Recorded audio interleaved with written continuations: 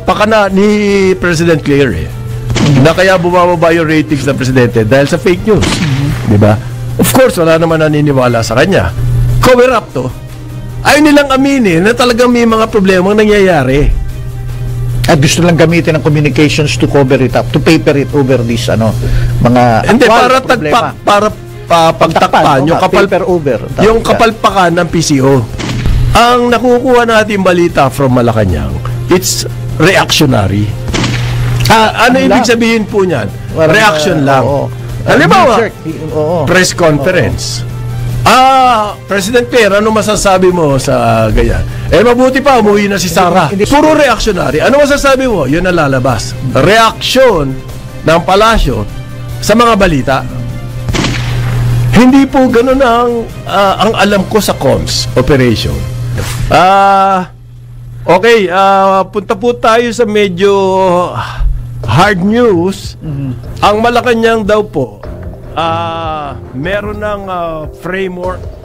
Okay. Operational framework para labanan daw ang fake news. Aba, talaga sineryoso nila, no? Operational framework, lalabanan daw nila ang fake news.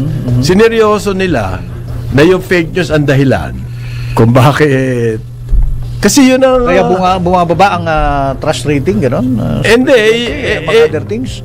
Yun ang pakana ni President Claire na kaya bumababa yung ratings ng presidente dahil sa fake news. Di ba? Of course, wala naman naniniwala sa kanya. Pero mukhang suseryosohin ng Malacanang dahil ayon po kay Secretary J. Ruiz, meron siyang announcement. Nagkaroon daw po ng meeting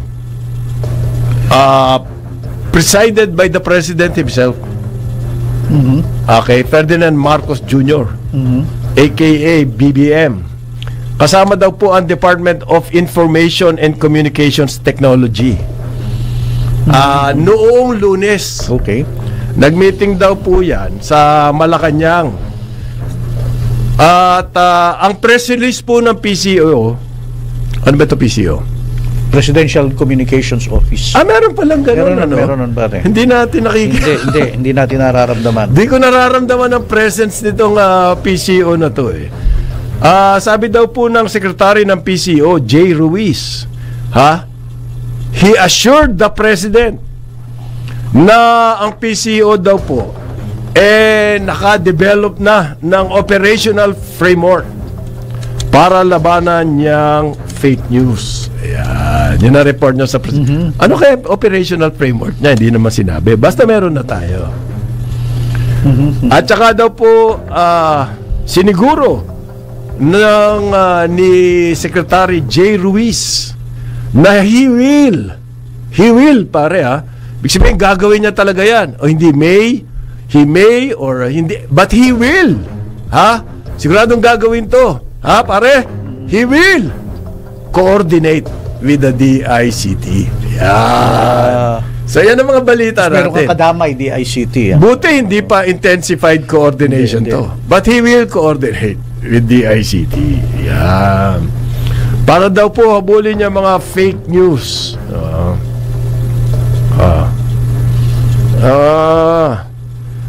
Hindi ko alam kung totoong meron siyang operational framework kung anong gagawin niya. Sana ma-reveal niya kung ano yun. Hindi, baka naman pare, hindi ba specific? Generic Nahanap ko basta meron bagal siya. ng internet ko Basta meron daw siya.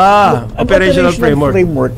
Maganda yan, fake news, lalabanan mo. Pero alam mo, even sa corporate, at even kung meron kang plano, at meron kang kliyente, kailangan ilahad mo paano natin i-convey ang mensahe natin ng ating mga ginagawa para sa bansa na nararamdaman ng karaniwang tao at ng negosyo. Kasi minsan ilang audience yan meron ka para sa yan business, meron ka para sa ang sinasabi mo messaging. Hindi naman pwede. Kaya, hindi nga, ganito ang kuha ko rito. Hindi naman pwedeng fake news lang habulin. Kaya nga, so parang payag ka na ang problema ba ng presidente ay messaging lang? Ang comms niya lang? Well, hindi. Of course, from the management standpoint, meron kailangan mga ilang achievables. Sinasabi po kasi ng PCO, kaya bumababa yung rating ng presidente, dahil lang sa comms. Fake news. Hindi, that's just one component. Okay, dalawa ang sita ko dun eh. Pero bago yun, ito muna gusto ko sabihin. Okay? Yung po mga survey, yan ay hindi mo pwedeng sabihin influenced by the fake news. Impossible. Hindi mo pwedeng sabihin. Yung performance rating ng presidente, yung kanyang approval rating, satisfaction rating, and all the ratings, hindi po pwedeng sabihin yung mga respondents controlled by fake news. Yan po totoo kung ano nararamdaman, kasi sa ibang mga survey naman, hindi lang sa trust rating ng presidente o ng satisfaction rating, makikita nyo na bumabagsak ang quality of life ng Pilipino. Nandyan yung pagtaas ng bilhin, di ba? Ramdam yan. Ramdam po yan. Nandyan yung tumataas ang incidence ng hunger, nandyan yung maraming calamities, nandyan po yung krimen. Dahil krimen. Isang araw, sa panaderia. So kung ano po yung nangyayari in the real world, hindi mo pwedeng i-cover up ng comms, ng communications. Yun po ang ganang akin. But anyway, pag-usap, well, yun ang general view dyan. But here's the thing, in fairness, bro, to both Secretary I don't want to be fair to them. To the President. And even, sino ba to? Si I don't want to be fair to them. DICT Secretary, pangalan nito, Henry Roel Aguda. Look, but it is clear that there are enemies or gumagalaw, enemies of this current government, pero who are yun ang pwede taking advantage using misinformation. Ginagawa mo pa superstar niya mga yan. Kung if you're attributing everything to them, you should acknowledge that situation, pero kung i-attribute lahat, yun hindi nga hindi yun ang may kasalanan po. Meron nga fake news, but ngayon nyo lang inaatupag yan. Kailan magmula mo po si Presidente, kumakandidato pa lang si Presidente, hindi ba kumakandidato si Presidente noong siya'y senador pa lang, ang dami niyang fake news against him. Ngayon lang kayo kikilos. Diba? Parang sinasabi nyo, nagpapatalo na kayo.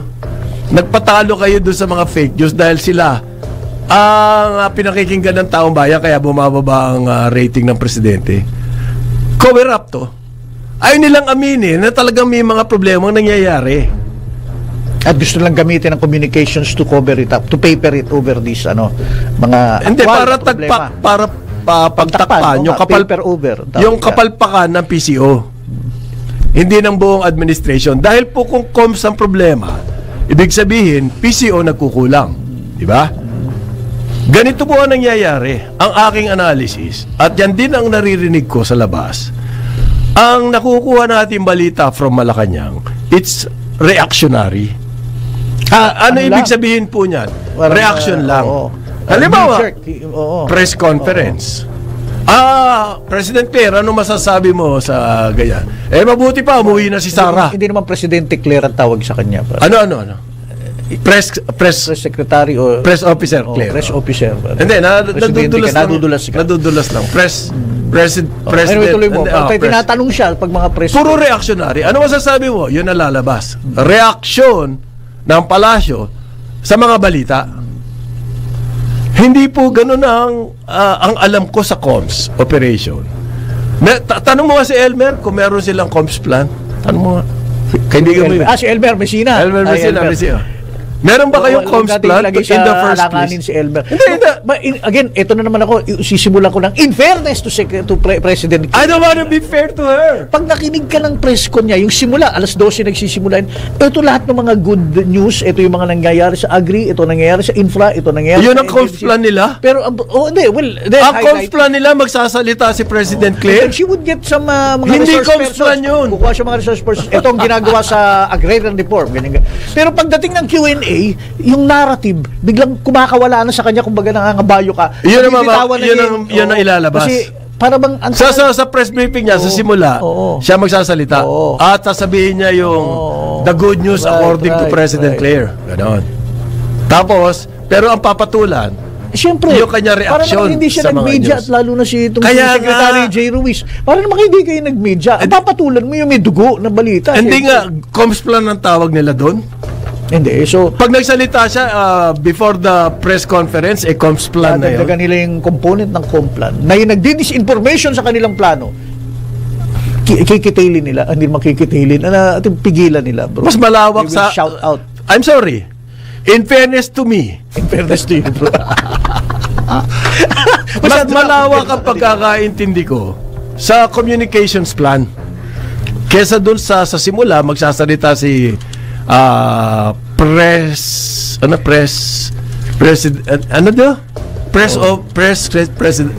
officer Claire. Para sa akin, hindi communications plan yun eh. Ang communications plan po, meron kayo talagang message na gustong parang overarching message. At the same time, message. Meron mo nang ganoon. Kumbaga pumasok kayo sa isang bayan, di ba, may arko, overarching, eto po kami. Ayan, di ba? Environmental ang bayan namin. Ayan, peaceful ang bayan namin. Kaya dapat meron din sila. Meron ganoon. Ganyan po.